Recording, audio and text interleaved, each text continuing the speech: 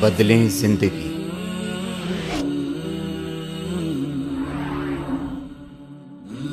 زیتون T V.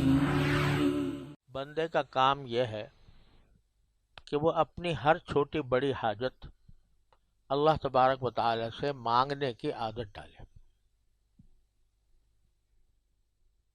یہاں تک کہ رسول کریم سرور عالم صلی اللہ علیہ وسلم کا ارشاد ہے کہ اگر تمہارے جوتے کا تسمہ ٹوٹ جائے تب بھی اللہ سے مانگو۔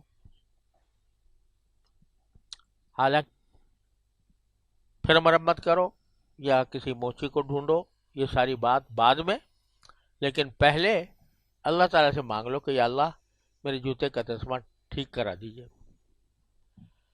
کیونکہ جتنے اسباب ہیں دنیا میں وہ کوئی بھی اپنی ذات میں تاثیر نہیں رکھتا۔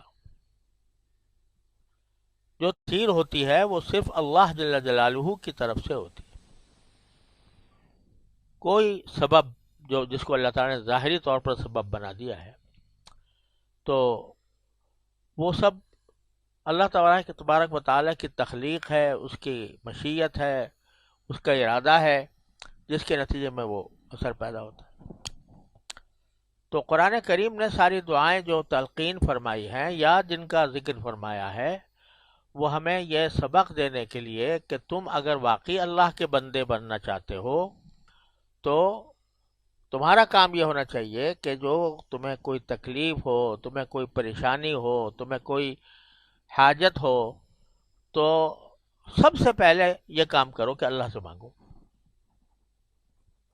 اور یہ ایسی چیز ہے دعا کہ بذات خود ثواب ہے، یعنی دعا جو ہے یہ بذات خود عبادت ہے۔ چاہے آدمی وہ مانگ رہا ہو اپنے کسی دنیاوی مقصد کے لیے کہ اللہ مجھے روزگار دے دے، یا اللہ مجھے میرے صحت دے دے، یہ اگرچہ وہ اپنے دنیاوی مقصد کے لیے مانگ رہا ہے لیکن یہ صرف دعا بذات خود عبادت ہے، اللہ تبارک و تعالیٰ کی اطاعت میں داخل ہے اور موجب اجر و ثواب ہے۔ تو یہ جو کہا جاتا ہے نا کہ کوئی دعا ایسی نہیں ہے جو قبول نہ ہو، اس کے معنی یہ ہے کہ دعا کا نقد فائدہ تو اسی وقت حاصل ہو جاتا ہے۔ کیا فائدہ؟ کہ وہ دعا عبادت قرار دے دی گئی، اجر و ثواب اس کا فوراً لکھ دیا گیا کہ یہ بندے نے اللہ تعالی سے مانگا ہے۔ تو نقد فائدہ، ادعونی استجب لکم، قرآن کریم نے فرمایا مجھے پکارو میں قبول کروں گا۔ تو قبول کرنے کا ایک مطلب تو فوراً بلا تاخیر اسی لمحے حاصل ہو جاتا ہے، اللہ تعالیٰ کے ہاں وہ ایک نیکی لکھی گئی۔ اس کے بعد جو چیز مانگ رہے ہو وہ اللہ تبارک و تعالیٰ اپنے حکمت کے مطابق اگر تمہارے لیے مناسب ہوگی تو دے دیں گے، اپنی حکمت کے مطابق جب مناسب ہوگی اس وقت دیں گے۔ تم تو جلد بازی کر رہے ہو، جلدی مچا رہے ہو کہ جلدی سے جلدی مجھے مل جائے، لیکن اللہ جل جلالہ کی اپنی مشیت اور حکمت کے تحت جب تمہارے لیے مناسب ہوگی اس وقت دے دی جائے گی۔ اور اگر وہ تمہارے لیے مناسب ہی نہیں ہے، بجائے اس کے کہ تمہیں اس سے فائدہ پہنچے نقصان پہنچنے والا ہے، مانگ رہے ہو بے وقوفی میں، نادانی میں، جیسے بچہ کچھ چاقو مانگ رہا ہے کہ میں اس سے کھیلوں گا، لیکن باپ جانتا ہے کہ بھئی اس کو اگر میں نے دے دیا تو یہ کہیں اپنے آپ کو زخمی نہ کر لے۔ تو اللہ جل جلالہ بہت سی چیزیں جو ہم مانگتے ہیں تو وہ ان کی علم میں ہوتا ہے کہ یہ اس شخص کے لیے مناسب نہیں، تو نہیں دیتے، اس سے اچھی چیز دے دیتے۔ تو یہ ایسی چیز ہے دعا۔ دو باتیں ہیں جو میں بار بار عرض کرتا رہتا ہوں کہ ایک یہ کہ بندہ ایک تو کثرت شکر کی کثرت کرے۔ اگر انسان غور کرے تو اس کا ہر لمحہ ایسا ہے جو اللہ تبارک و تعالیٰ کی نعمتوں میں ڈوبا ہوا ہے، سر سے لے کر پاؤں تک پورا جسم جو ہے، جو اس کی ایک ایک رگ و ریشہ، وہ اللہ جل جلالہ کی ایسی نعمت ہے کہ ذرا سا کہیں کوئی تھوڑا سا خلل آ جاتا ہے تو انسان بے چین ہو جاتا ہے. اب ڈاکٹر صاحب بیٹھے ہوئے ہیں، یہ ان سے زیادہ کون جانتا ہوگا کہ یہ فیکٹری جو بنائی اللہ تبارک و تعالیٰ نے، وہ ایسی ہے کہ ابھی تک اس فیکٹری کے تمام راز انسان سائنس اور ٹیکنالوجی کی ترقی کے باوجود نہیں سمجھ سکا. تو ایک صاحب کہتے تھے، اور وہ میرے خیال میں صحیح کہتے تھے، کہ انسان کا مرنا تعجب نہیں، جینا تعجب ہے. مرنے کے اتنے اسباب ہیں موجود انسان کے جسم میں کہ مرنا تعجب نہیں اگر موت آ جائے تو، لیکن جینا تعجب ہے کہ کس طریقے سے نظام چل رہا ہے، کس طرح اللہ تبارک و تعالی. ہم علم غلم جب چیزیں کھا جاتے ہیں ذائقے کی خاطر، وہ کون سی فیکٹری ہے جو اندر چل رہی ہے، جو کون اس کو اس کی نگرانی کر رہا ہے، کون کس طریقے سے تو اس کا نظام چل رہا ہے، تو وہ وہی غذا خون بھی بنا رہی ہے، وہی غذا جو ہے وہ سر سے لے کر پاؤں تک، پاؤں کے ناخن تک جو ہے وہ اس کے اندر طاقت دے رہی ہے، اور جو مفید جو غیر مفید حصے ہیں ان کو نکال کے باہر پھینک رہی ہے. تو اگر ذرا کوئی ایک ذرہ یہاں سے رک جائے تو ختم. تو موت تعجب نہیں، زندگی تعجب ہے. وفی انفسکم افلا تبصرون. لہذا اگر انسان تھوڑا سا اس طرف ذہن اپنا لگائے، اپنے خیالات کی رو جو ہے اس کو ذرا تبدیل کر کے اس طرف لگائے کہ اللہ تعالیٰ نے میرے اوپر کیا کیا انعامات ڈالے ہوئے ہیں، دیے عطا فرمائے ہوئے ہیں، تو اس کا ہر بنے منہ، ہر رونگٹا وہ بھی شکر کرتا رہے ساری زندگی، تب بھی ادا نہیں ہو سکتا شکر. حضرت شیخ سعدی رحمۃ اللہ علیہ نے اپنی کتاب گلستہ اس طرح شروع کی ہے. وہ فرماتے ہیں کہ انسان کیسے شکر ادا کرے. ایک نعمت، اللہ تعالیٰ کی ایک نعمت کا بھی انسان پوری زندگی شکر کرتا رہے تو ایک نعمت کا بھی شکر ادا نہیں ہو سکتا. وہ کہتے ہیں جب یہ سانس جو ہے وہ ایک مرتبہ اندر جاتا ہے، ایک مرتبہ باہر آتا ہے، تو اندر جانا ایک نعمت اور باہر آنا دوسری نعمت. تو ایک اگر آدمی صرف ایک نعمت یعنی سانس کے اندر جانے کا شکر ادا کرے تو اتنے میں وہ باہر بھی آ جائے گا اور پھر دوسرا سانس آ جائے گا. ساری زندگی صرف اسی نعمت کا شکر ادا کرتا رہے تب بھی ادا نہیں ہو سکتا. لیکن کم از کم اتنا تو ہو کہ آدمی کو دھیان کر لیا کرے کہ بھئی یہ میرے ساتھ یہ معاملہ جو ہوا ہے یہ اللہ تبارک و تعالیٰ کی خاص رحمت ہے، خاص نعمت ہے. اگر یہ عادت پڑ جائے، اللہ تعالیٰ ہم سب کو عادت ڈال دے اپنی رحمت سے کہ جو کچھ بھی ہو رہا ہے جس سے کہ ہمیں کوئی فائدہ پہنچ رہا ہے، کوئی راحت مل رہی ہے، تو فوراً اللہ تعالیٰ کا شکر زبان پر آئے.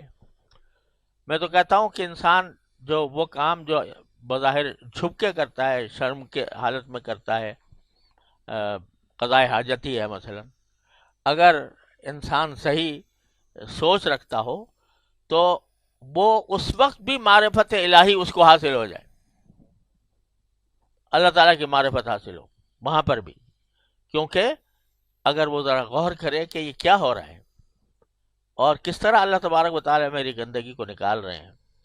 ایک حدیث میں آتا ہے کہ رسول کریم صلی اللہ علیہ وسلم جب قضاء حاجت سے فارغ ہوتے تھے تو یہ دعا کرتے تھے. ایک تو مشہور دعا ہے اللہم غفرانک الحمدللہ الذی اذھب عنی الاذی وعافانی، لیکن ایک دوسری دعا بھی منقول ہے رسول کریم صلی اللہ علیہ وسلم سے، اور وہ بڑی عارفانہ دعا ہے کہ الحمدللہ الذی اذاقنی لذتہ وابقى علی قوتہ ودفع عنی اذاہ. کہ شکر ہے اس اللہ کا جس نے مجھے کھانے کی لذت عطا فرمائی اور اس کے اندر جو قوت کی چیزیں تھیں وہ میرے اندر باقی رکھی، اور جو تکلیف دہ چیزیں تھیں وہ باہر نکال دی. یہ پیغمبر کی معرفت ہے کہ وہ اس وقت بھی اس کو یہ سارا پروسیس جو ہے وہ غذا کے کھانے سے لے کر اور اس کے نکلنے تک کا سارے پروسیس کی ایک ایک جزی جو ہے آپ نے بیان فرما دی کہ دیکھو لذت بھی دی، اور جو قوت والی چیزیں تھیں وہ میرے اندر باقی رکھیں، اور جو ایسی تکلیف دہ چیزیں تھیں ان کو نکال باہر کیا۔ تو اللہ تبارک و تعالیٰ یہ سوچ ہمیں عطا فرماتے۔ دو چیزیں ہیں جن کی میں ہمیں عرض کرتا رہتا ہوں، اللہ تبارک و تعالیٰ اپنے رحمت سے مجھے بھی آپ کو بھی عمل کی توفیق عطا فرمائے۔ ایک کثرت شکر اور ایک کثرت دعا۔ شکر کی کثرت، ہوا کا جھونکا چلا، اچھا لگا، اللہم لک الحمد ولک الشکر، الحمدللہ۔ گھر میں داخل ہوئے، لوگوں کو اچھی طرح صحت مند پایا، خوش خرم پایا، اللہم لک الحمد ولک الشکر۔ بچہ کھیلتا ہوا اچھا لگا، اللہم لک الحمد ولک الشکر۔ جو نعمت بھی چھوٹی ہو یا بڑی، اس کے اوپر شکر ادا کرنے کی عادت پڑ جائے کہ آدمی خود بخود بغیر کسی تکلف کے شکر ادا کرتا رہے۔ تو یہ دو چیزیں ایسی خلاصہ ہیں ہمارے زندگی کا کہ اس سے اللہ تبارک و تعالیٰ کے ساتھ انسان کا تعلق مضبوط ہوتا ہے۔ میں عرض کیا کرتا ہوں کہ سورہ فاتحہ جو ہے وہ سارے قرآن کریم کا خلاصہ ہے کہ نہیں، اسی لیے ہر نماز میں سورہ فاتحہ ضرور، فرض ہو نفل ہو، یعنی فرض کے اندر 2 رکعتوں میں سورت تو نہیں پڑھنی، سورت پڑھتے ہیں، 2 میں سورت نہیں پڑھتے، لیکن فاتحہ وہاں بھی پڑھتے ہیں۔ ہر جگہ، ہر نماز میں، ہر رکعت میں سورہ فاتحہ۔ تو اگر اس پر غور کرو تو سورہ فاتحہ جو ہے وہ 7 آیتیں ہیں۔ اس کی پہلی 3 آیتیں اگر دیکھو، الحمدللہ رب العالمین الرحمن الرحیم مالک یوم الدین، اللہ تبارک و تعالیٰ کی حمد، اور حمد کے ہی دوسرا عنوان ہے شکر۔ اللہ تعالیٰ کا شکر ہے، اس کی تعریف ہے، جو رب العالمین ہے، جو مالک یوم الدین ہے، رحمان الرحیم ہے۔ 3 آیتیں شکر کی۔ آخری 3 آیتیں اہدنا الصراط المستقیم صراط الذین انعمت علیہم غیر المغضوب علیہم ولا الضالین۔ یہ کیا ہے؟ دعا۔ اور بیچ میں ایک جملہ فرما دیا، ایاک نعبد و ایاک نستعین، ہم آپ ہی کی عبادت کرتے ہیں، آپ ہی سے مدد مانگتے ہیں۔ تو اس سے پتہ چلا کہ یہ جو بار بار فاتحہ پڑھوائی جا رہی ہے، ہر رکعت میں پڑھوائی جا رہی ہے، ہر نماز میں پڑھوائی جا رہی ہے، تو وہ در حقیقت ان 2 عظیم صفات کو ہمارے دلوں میں بٹھانے کا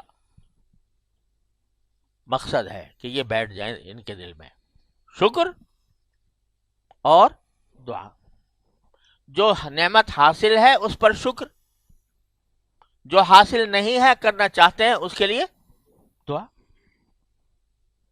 2 ہی چیزیں ہیں انسان کے پاس، جو حاصل ہے وہ نعمت ہے، اور اندیشہ ہے کہ نکل نہ جائے تو دعا کرو۔ تو کیا ہے کہ لئن شکرتم لازیدنکم، اور دوں گا اگر شکر کرتے رہے تو، اور لئن کفرتم، اور اگر ناشکری کرو گے ان عذابی لشدید، تو میرا عذاب بڑا سخت ہے۔ تو اس لیے ہر وقت یہ دیکھنا چاہیے کہ کیا نعمت مجھے ملی ہوئی ہے، اور رات کو خاص طور پر سونے سے پہلے اگر سارا دن انسان جو کچھ اس کو کامیابی ملی ہیں یا اچھائیاں ملی ہیں یا جو اس کو نعمتیں حاصل ہوئی ہیں ان کا تصور کر کر کے رات کو سونے سے پہلے ایک مرتبہ یہ وظیفہ کر لے حمد کا، اور یہ وظیفہ کر لے کہ یا اللہ جو آئندہ دن آ رہا ہے وہ میرا خیر عافیت سے گزر جائے اور تمام نعمتوں کے ساتھ گزر جائے، یا جب صبح کو کر لے نماز فجر کے بعد سب سے پہلے۔ تو اللہ تبارک و تعالیٰ کے ساتھ اس طرح صبح شام جب تعلق قائم ہوگا تو انشاءاللہ دن جو گزرے گا وہ اللہ تعالیٰ کے شکر میں گزرے گا، اللہ تبارک و تعالیٰ کی نعمتوں میں گزرے گا۔ انسان کا حال یہ ہے، ہم انسان کا کیا، ہم سبھی اس میں مبتلا ہیں کہ اگر کبھی ذرا سی کہیں کوئی کسر رہ گئی تو اس کو لے بیٹھے اور اس کا دکھڑا بیان کرنا شروع کر دیا.